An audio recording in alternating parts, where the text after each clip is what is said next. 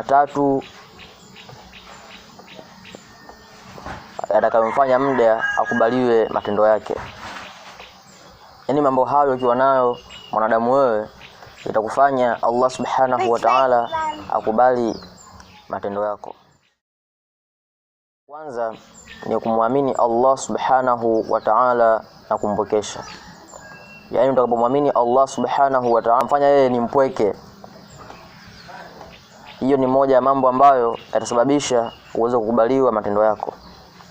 Na hata hivyo Allah subhanahu wa ta'ala ameahidi ya kwamba kwa wale ambao watakaomwamini na wakampokesha, wakamfanya ni mpweke, hana mshirika,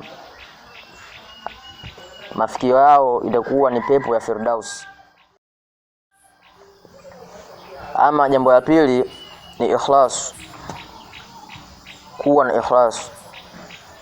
Wanadamu tunatakiwa tuwe na ikhlas, kwa sababu ikhlas nao ni katika mambo matatu ambayo yataweza kufanya wewe ukubaliwe matendo yako. Na tukisema ikhlas maanisha ya kwamba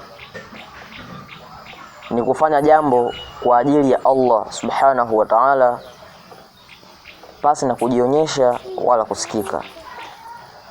Yaani ukifanya jambo lako pasi na kujionyesha wala kusikika, hiyo itakuwa ni mojawapo ambayo itaweza kufanya ukubaliwe matendo yako na Allah subhanahu wa ta'ala. Kipengele cha tatu na cha mwisho tukimalizia ni kuafikiana na kile na vile alivyokuja navyo Mtume Muhammad sallallahu alaihi wasallam. Yaani utakapoenda sawa na vile alivyokuja navyo Mtume Muhammad sallallahu alaihi wasallam, wewe utakuwa ni katika kukubaliwa matendo yako na Allah subhanahu wa ta'ala. Kwa hiyo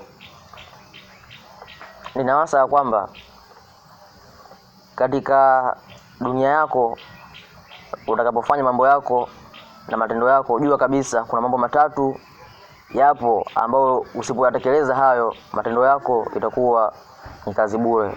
Kwa kusema hayo, na waaga ya kwamba assalamu alaikum wa rahmatullahi wa barakatuh. Ma'assalam.